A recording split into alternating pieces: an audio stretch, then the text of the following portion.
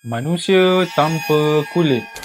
Katarzyna adalah seorang pelajar yang berusia 23 tahun di dalam jurusan pengajian agama di Universiti Jagiellonian, Krakow. Dia dilaporkan hilang pada 2 November 1998 selepas tidak hadir ke janji temu psikiatri. Ibunya melaporkan kehilangan beliau pada malam yang sama, tetapi polis tidak mengambil serius tentang laporan tersebut. Pada 6 Januari 1999, ada kru kapal yang telah menemui secebis kulit manusia yang tersangkut di kipas bot di Sungai Vistula. Ujian DNA mengesahkan bahawa ia adalah milik Katarzyna. Hasil pencarian seterusnya telah pun menemui kaki kanannya dan beberapa bahagian badan yang lain, tetapi sebahagian besar jasadnya masih lagi tidak dijumpai. Apa yang menjadikan kes ini sangat mengejutkan adalah cara kematiannya. Kulitnya telah dikuliti dengan teliti dari tubuhnya, anggota badan dan juga kepalanya berkemungkinan untuk dijadikan sebagai sut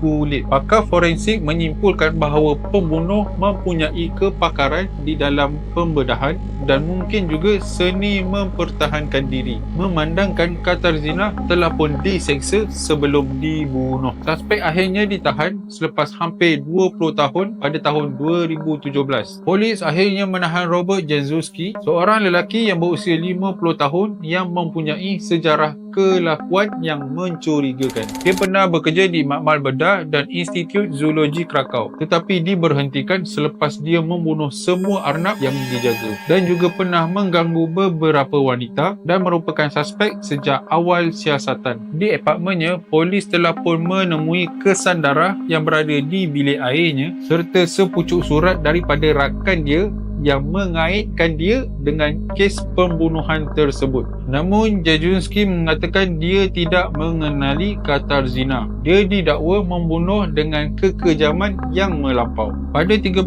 Oktober 2024, Mahkamah Rayuan memutuskan bahawa Jędruski tidak boleh terus ditahan tanpa perbicaraan. Lalu ia pun dibebaskan. Sehingga kini kes ini masih lagi belum selesai dan keluarga Katarzyna masih lagi menuntut keadilan.